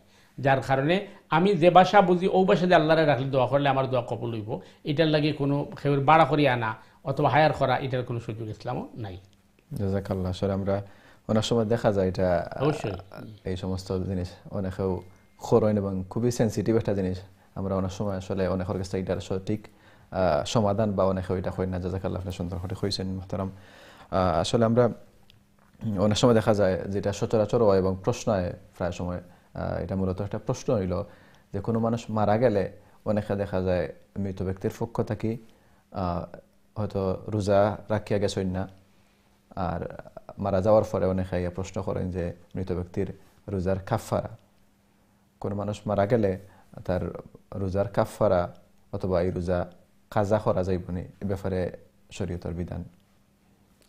প্রথম বিষয়টা যে আসলে একজন মানুষ মারা যাওয়ার পরে তার লাগি সর্বপ্রথম কোন জিনিস করা, এটা হলো শরীয়তের বিষয়। তো রসুল করিম সাল্লাল্লাহু আলাইহি ওয়াসাল্লামের নির্দেশ হইল যে সর্বপ্রথম এই ব্যক্তির তার কাফন দাফনের যে খরচ আইব এটা তার থেকে নেওয়া। 2 নম্বর, এই ব্যক্তির যদি করজ থাকে করজের আদায় করা। অথচ আমরা সমাজে খরচ নিয়ে ক্ষমতা কামায় না। মানে এই মানুষটারে এই কীভাবে তার সিন্নিসালাত করা যাইব, কীভাবে দোয়া দরুদ করা যাইব, ছেলে মেয়েগুলো ভাবে, কিন্তু খরচ আছে কিনা হাদিসও আছে। রসুল করিম সাল্লাল্লাহু আলাইহি ইসলামে যদি জানতা এই ব্যক্তির খরচ আছে তখন আল্লাহ রসুলের জানাজা পড়াইতা না, যতক্ষণ পর্যন্ত আল্লাহর এই খরচ আদায় না করা হয়েছে। কারণ এটা হুকুকুল ইবাদ মাফ হইতো নাই। তো এটা আমরা সমাজের মাঝে কিন্তু এটারে অনেকে ভ্রুক্ষেপ করে না। 2 নম্বর বিষয় হইল যে নামাজের কোনো কাফারা কিন্তু কোরআন নাই। কাফারার মাধ্যমে নামাজ আদায় করা যাইব। হ্যাঁ, জীবিত ব্যক্তির রোজার কাফারা আছে। জীবিত ব্যক্তির একজন মানুষের তার বয়সের কারণে অথবা অসুস্থতার কারণে রোজা রাখতে পারছে না, তার লাগে ফিদিয়া আছে, ফিদিয়ার ব্যবস্থা আছে। কিন্তু মারা যাওয়ার বাদে এই ব্যবস্থা নাই। আর কোনো ব্যক্তি মারা যাওয়ার পরে তার বদলা রোজা রাখা, তার কাজা রোজা আদায় হইবার লাগে এই সিস্টেম সঠিক নয়। হ্যাঁ, ওইটা হইতে পারে তার উত্তরস্বরীয় রোজা রাখার পরে যদি দোয়া করে যে আল্লাহ থান রোজা আসিল রাখতে পারছেন না, রোজাগুলো আমি থান পক্ষ থেকে রাখছি, এর উসিলায় আল্লাহ তান্নে মাফ করো, এটা ভিন্ন মাসলা। এটা কি হইতে পারে, এই সওয়াব হইতে পারে। তবে সব থেকে উত্তম হইব যে হাদিসও যেটা আইছে যে সাদকায় জারিয়া করা, মৃত ব্যক্তির লাগে সাদকায় জারিয়া করা হইল সবচেয়ে উত্তম। তো সাদকায় জারিয়া করলে আশা করা যায় যে হুকুকুল্লাহ আল্লাহ চাইলে মাফ করে দিতে পারেন। যেমন একজন মানুষে না বুঝে হয়তো তার রোজা রাখছে না অথবা নামাজ পড়ছে না, অথবা যে এই মানুষের রোজা কাজা আছিল কিন্তু তার ইচ্ছা আছিল রাখার কিন্তু সময় পাইছে না, ইলা থাকলে সাদকায়ে জারিয়ার মাধ্যমে আল্লাহ সুবহানাহু ওয়া তাআলা আশা করলে মাফ করে দিল হুকুকুল্লাহ হইলে। কিন্তু হুকুকুল ইবাদের ব্যাপারে তো কোনো সার নাই। হুকুকুল ইবাদ যদি জানা যায় যে এই কোনো মৃত ব্যক্তির করজ আছে, তার উত্তরসূরির ফয়লা ফরজ হইল তার সম্পত্তি থেকে তার করজ আগে আদায় করা।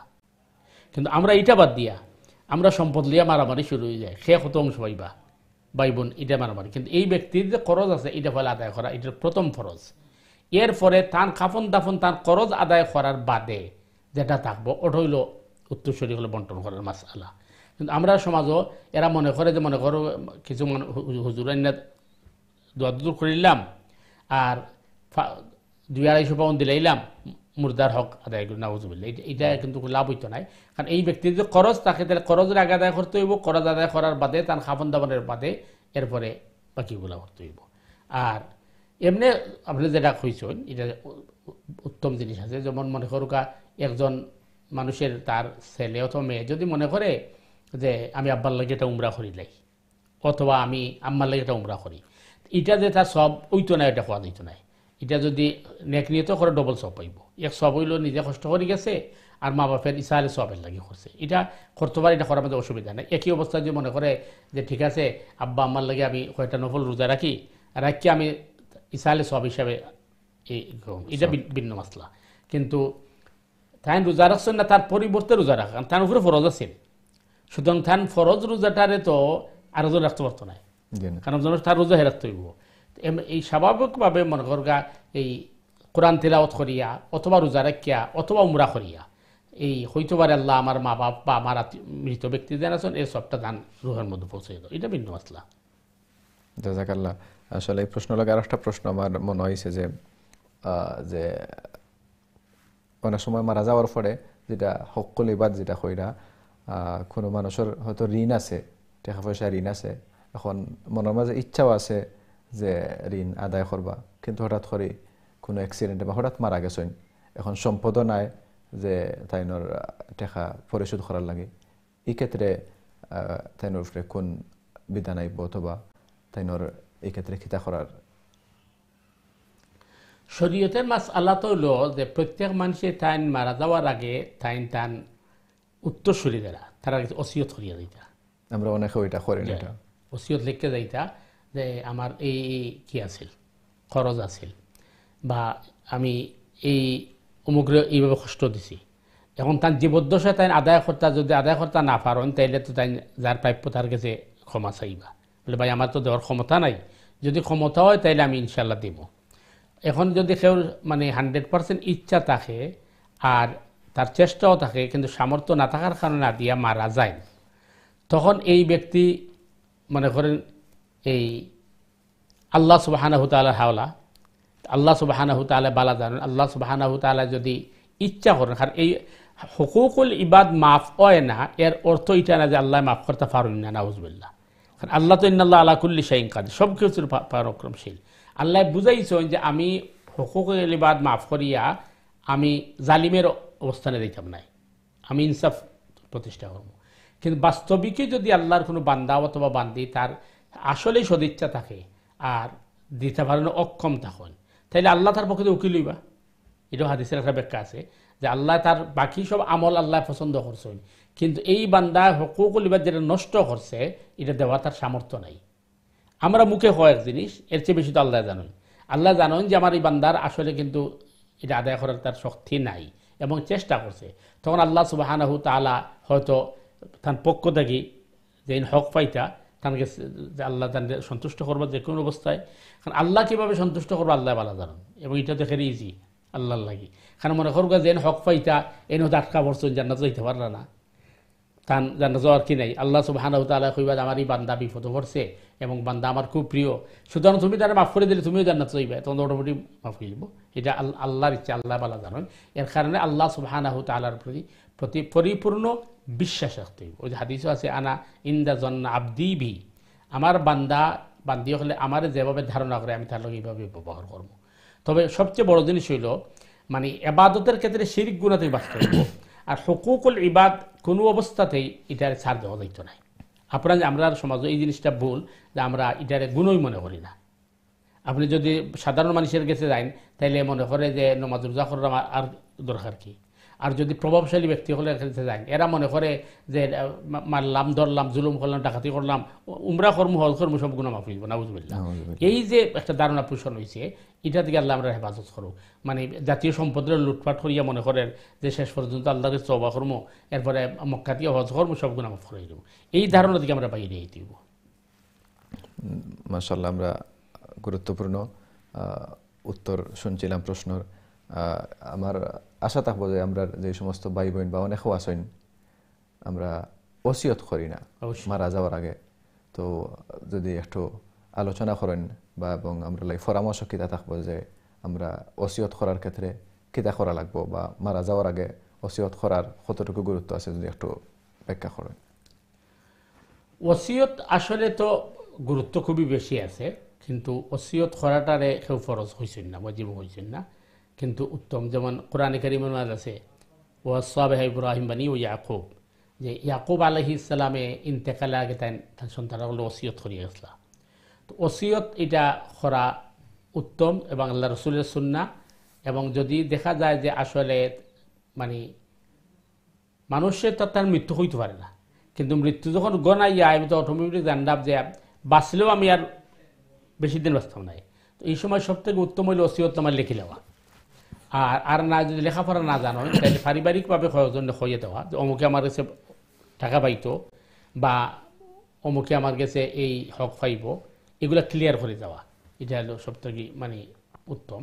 এবং বাকি সবথেকে বড় জিনিস হচ্ছে লোকমান হাকিমে ওসিয়ত করছেন তার সন্তানটি। প্রথমত সন্তানদি হলে ইমানের উপরে ওসিয়ত করা, ইসলামের উপরে ওসিয়ত করা, যাতে ইমান ইসলামের উপরে টিকে থাকে। এরপরে হকুকুল ইবাদ যেটা আছে, সের কোনো প্রাপ্য থাকলে হক থাকলে এটা মানে উত্তরস্বরী হলে জানাইয়ে দেওয়া। এবং সেউরে যে অন্যায়ভাবে কষ্ট দেওয়া থাকে আর দেখা যায় যে আমি তার কাছে মাফ চাওয়ার সুযোগ পাইছি না, তাহলে সন্তানদের খোয়া যে আমি অমুকের লোকে একটা ভুল বুঝাবুঝি হয়ে গেছে, তোমরা আমার পক্ষ থেকে ক্ষমা চাই দিও, এটা উচিত আগে আমরা লাগে। জাযাকাল্লাহ। আমরা আসলে সবসময় চেষ্টা করতাম যে আমরা ওসিয়ত নামা লিখে যাওয়ার লাগে, অথবা আমরা যারা উত্তরসূরি আছেন সবসময় তারা গেছে আমরা যদি কোনো মানুষের কাছে ফাওনা থাকে, আমরা যে কোনো খরচ থাকে, অথবা কোনো মানুষটি যদি আমরা জানিয়া কষ্ট দিয়া থাকি, আমরা যদি ইচ্ছা করি, অনেক সময় দেখা যায় অনেক মানুষের ফ্যামিলির মাঝে কষ্ট দেওয়ার লাগে, অথবা অনেক সময় আমরা যেগুলো কুফরি কালাম তাবিজ জাদুটুনা কত জিনিস করি, আসলে এগুলার এই সমস্ত খাম যারা করি আমরা, এগুলার যে কত ভয়াবহ গুনাহ আছে, আমরা অনেকে কুফরি কালাম করি কোনো ফ্যামিলির মাঝে কষ্ট দেওয়ার লাগে, ছেলে সন্তানের মাঝে অথবা হাজব্যান্ড ওয়াইফের মাঝে অথবা ফ্যামিলির অন্য কোনো মেম্বারে কষ্ট দেওয়ার লাগে। আমরা এই সমস্ত সব থেকে নিকৃষ্ট একটা বাদ খাম এবং গুনার খাম আমরা যদি জাদুটুনা করি, এগুলা কিন্তু আমরা গুনাহ এগুলা থেকে আমরা পরিত্রাণ পাইতাম না, আমরা আযাবর শাস্তি, আমরা জাহান্নামের আগুন বুক করা লাগবো। আমরা অনেকে ওইগুলা না জানিয়া করি, এর কারণে এই সমস্ত খাম আমরা কোনো সময় করতাম না। আর যদি আমরা কেউ করিয়া থাকি তাইলে আমরা এখন থেকে ওইটা স্টপ করতাম, বন্ধ করতাম, এবং যারার লাগে আমরা এই সমস্ত খাম করছি, যে বাদ নিয়তে আমরা করছি এবং খররাম, এগুলা থাকি তারার কাছ থেকে গিয়ে আমরা পার্সোনালি মাফ লইতাম। যদি তারার কাছ থেকে হক্কলি বা একটু আগে মুহতারাম হইছেন সুন্দর করি যে হক্কুল্লাহ আল্লাহ তাআলা মাফ করতেও পারেন, নাও করতে পারেন, আল্লাহ তাআলার ইখতিয়ার। তবে হক্কুল ইবাদ এটা কিন্তু বান্দায় যদি মাফ না করেন তাহলে আপনি আমি মাফ পাইতাম না। কারণ আমরা যদি কেউর কোনো অনিষ্ট করি আমরা তার কাছ থেকে মাফ চাইতাম এবং এগুলা থেকে আমরা প্রতিজ্ঞা করতাম যে আমরা কোনোদিন এই সমস্ত খামর লাগে আমরা জড়িত হইতাম না। আল্লাহ তাআলা আমরা এই সমস্ত খাম থেকে আমরা হেফাজত করতাম, বিরত রাখতাম। আমরা অনুষ্ঠান আসলে একবারে শেষ দিকে আইছি, আমি অনুরোধ করবো আজকের অনুষ্ঠানের মুহতারাম আমরা একবারে শেষের দিকে আইছি, যদি নসিহতমূলক কোনো শেষ সমাপনী কোনো বক্তব্য থাকে ইনশাআল্লাহ। আসসালামু আলাইকুম ওয়া রাহমাতুল্লাহি ওয়া বারাকাতুহু। সম্মানিত দর্শক ভিউয়ার ভাই বোনেরা, আমরা প্রায় 1.5 ঘন্টা পর্যন্ত আপনাদের প্রিয় প্রোগ্রাম আমরা চালিয়ে গেছি এবং আপনারা যারা উপস্থিত ছিলেন আপনারা আমাদেরকে সহযোগিতা করেছেন। এবং আমরা পরিশেষে কথা বলবো যে কোরআনে কারিমে আল্লাহ সুবহানাহু ওয়া তাআলা বলছেন ওয়া ইন্নাকা লাআলা খুলুকিন আযীম, নিশ্চয় আয় রাসূল সাল্লাল্লাহু আলাইহি ওয়াসাল্লাম আপনাকে সুউচ্চ চরিত্র দিয়ে আমি দুনিয়াতে প্রেরণ করেছি। আমাদের বিজ্ঞ প্রেজেন্টার মুফতি হাসান সাহেব খুব সুন্দর একটি কথা নিয়ে আসছেন।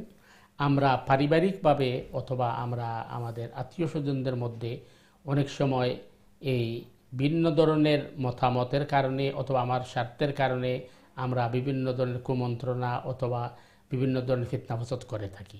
রসুল করিম সাল্লাল্লাহু আলাইহি ওয়াসাল্লামের ইরশাদ করেছেন যে প্রতিবেশী এবং আত্মীয় স্বজনের হক যখন জিবরিল বারবার আমাকে এসে তাকিদ দিচ্ছিলেন তখন আমি মনে করেছিলাম যে আল্লাহ সুবহানাহু ওয়া তাআলা হয়তো প্রতিবেশীকে আমাদের সম্পদের উত্তরসূরি বানিয়ে ফেলবেন।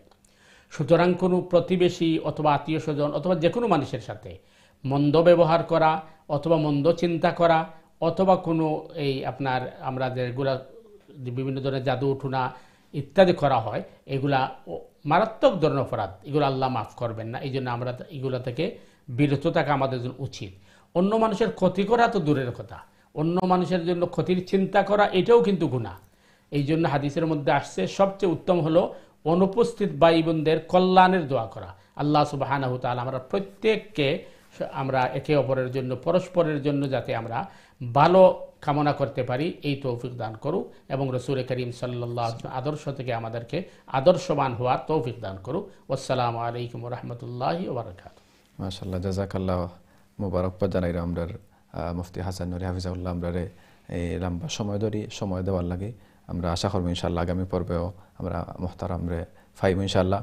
প্রিয় দর্শক এবং শ্রোতা, আপনারা আমরা লগে শুরু থেকে শেষ পর্যন্ত আপনারা প্রিয় অনুষ্ঠান দিনে সমাধান দেখার লাগে আসলা আপনারা মুবারকবাদ জানাইলাম, ধন্যবাদ জানাইলাম। আল্লাহ তাআলা এই সমস্ত দিনে আলোচনার আমরা দুনিয়া এবং আখিরাতের লাগে আল্লাহ তাআলা নাজাতুর উসিলা বানাই দিতা। আর আমরা অনুষ্ঠান একদম শেষ পর্যায়ে আইছি। আগামী পর্ব দেখার আমন্ত্রণ জানাইয়া আজকে এখানেও শেষ করলাম। আসসালামু আলাইকুম ওয়া রাহমাতুল্লাহি ওয়া বারাকাতুহু।